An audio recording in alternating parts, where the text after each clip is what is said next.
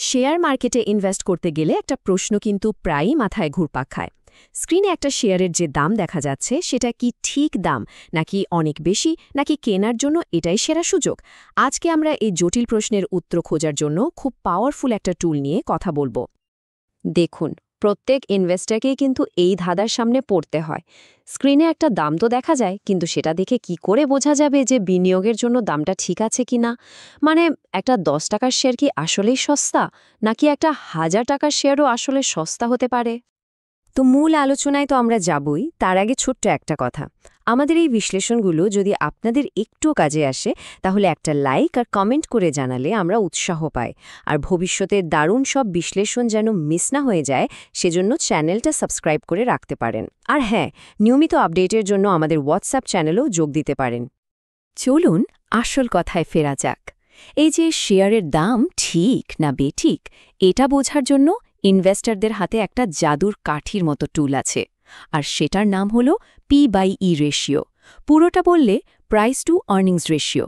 এটা কিন্তু শেয়ারের দাম যাচাই করার সবচেয়ে জনপ্রিয় টুলগুলোর একটা। এখন নামটা শুনে হয়তো একটু কঠিন মনে হচ্ছে, কিন্তু ব্যাপারটা একদমই সোজা। পিই রেশিও আসলে একটা কোম্পানির শেয়ারের দামের সাথে তার আয়ের একটা তুলনা করে। মানে কোম্পানিটা প্রতি শেয়ারের পেছনে আসলে কত টাকা আয় করছে, আর সেটার জন্য মার্কেটের দাম দিতে হচ্ছে কত, এই দুইটার সম্পর্কই হলো পিই রেশিও। তাহলে এটা বের করে কিভাবে? একদম পানির মতো সোজা, মাত্র 3টা স্টেপ। 1 নম্বর, শেয়ারটার বর্তমান বাজার দাম কত সেটা নিন।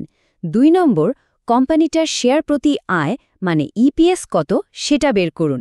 আর সবশেষে 3 নম্বর স্টেপে শেয়ারের দামকে ওই শেয়ার প্রতি আয় দিয়ে ভাগ করে দিন। ব্যাস, পেয়ে গেলেন আপনার পিই রেশিও। তো রেশিও তো বের হলো, কিন্তু এই যে একটা সংখ্যা আমরা পেলাম, ধরুন 15 বা 25, এটার আসল মানেটা কি? কেন এই একটা সংখ্যা নিয়ে ইনভেস্টরদের মধ্যে এত মাতামাতি? চলুন এই সংখ্যার পেছনের গল্পটা একটু জানার চেষ্টা করি। পিই-কে বোঝার সবচেয়ে সহজ উপায় হলো এটাকে একটা টাকা উসুলের সময় হিসাবে দেখা। মানে কি? মানে হলো আপনি যে টাকাটা দিয়ে শেয়ারটা কিনলেন, সেই পুরো টাকাটা কোম্পানির আয় থেকে তুলে আনতে ঠিক কত বছর সময় লাগবে। অবশ্য এখানে ধরে নিতে হবে যে কোম্পানির আয় একদম একই থাকছে, বাড়ছেও না, কমছেও না। পিই রেশিও আপনাকে ঠিক এই সময়টাই বলে দেয়। চলুন একটা উদাহরণ দেখি। ধরুন একটা কোম্পানির পিই রেশিও হলো 10। এর সোজা মানে হলো কোম্পানির আজকের আয়ের হিসাবে চললে আপনার বিনিয়োগ করা টাকাটা ফেরত পেতে কোম্পানির সময় লাগবে প্রায় 10 বছর। দেখলেন তো হঠাৎ করেই সংখ্যাটা কেমন জীবন্ত আর বাস্তব মনে হচ্ছে, তাই না? তবে এখানে একটা বড় কিন্তু আছে।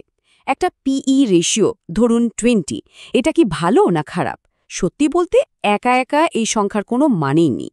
এর আসল অর্থ বোঝা যায় যখন এটাকে কোনো কিছুর সাথে তুলনা করা হয়, বিশেষ করে আমাদের নিজেদের, মানে বাংলাদেশি শেয়ার মার্কেটের প্রেক্ষাপটে। যেমন আমাদের ঢাকায় স্টক এক্সচেঞ্জের যে মূল সূচক ডিএসএক্স, সেটার গড় পিই সাধারণত 14.5-র আশেপাশে ঘোরাফেরা করে। এটাকে আমরা একটা মাপকাঠি বা বেঞ্চমার্ক হিসেবে ধরতে পারি। এখন কোনো একটা নির্দিষ্ট কোম্পানির পিই যখন এই গড়ের চেয়ে কম বা বেশি হয়, তখনই আমরা একটা তুলনামূলক ধারণা পেতে শুরু করি। আসুন দুটো কাল্পনিক বাংলাদেশি কোম্পানির উদাহরণ দিয়ে ব্যাপারটা আরেকটু পরিষ্কার করা যাক। ধরুন একটা কোম্পানি হলো বিডি ফার্মা লিমিটেড, ফার্মাসিউটিক্যাল সেক্টরের বেশ স্থিতিশীল একটা কোম্পানি। এর পিই হলো 12, মানে মার্কেটের গড় থেকে কম।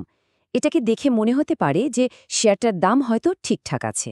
অন্যদিকে আরেকটা কোম্পানি ধরুন ডেল্টা টেক বিডি, টেকনোলজি সেক্টরে, যেখানে অনেক বেশি গ্রোথের আশা করা হয়। এটার পিই হলো 35, যা বাজারের গড় থেকে অনেক বেশি। এর মানে হলো ইনভেস্টররা আশা করে বসে আছে যে এই কোম্পানি ভবিষ্যতে রকেটের গতিতে আয় করবে। তাহলে মূল কথাটা কি দাঁড়ালো? বেশি পিই মানেই যে শেয়ারটা খারাপ বা দাম বেশি, তা কিন্তু একদমই না। এটা আসলে ভবিষ্যতের গ্রোথ নিয়ে বিনিয়োগকারীদের অনেক বড় আশার একটা প্রতিফলন। আর কম পিই মানে সাধারণত একটা স্থিতিশীল, গোছানো কোম্পানি। কোনটা ভালো আর কোনটা খারাপ সেটা নির্ভর করছে পরিস্থিতি আর আপনার বিনিয়োগের ধরনের ওপর। আচ্ছা, এতক্ষণ তো পি রেশিওর অনেক গুণগান করা হলো, কিন্তু এখানেই শেষ নয়।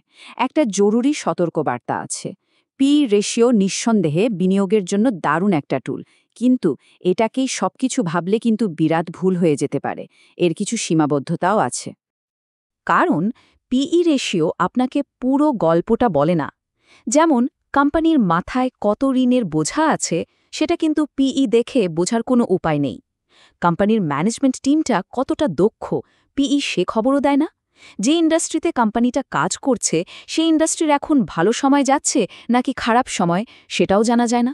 আর সবচেয়ে বড় কথা, যে কোম্পানি লোকসান করছে তার তো কোনো আয়ই নেই, তাই তার জন্য পিই রেশিও বের করাই যায় না।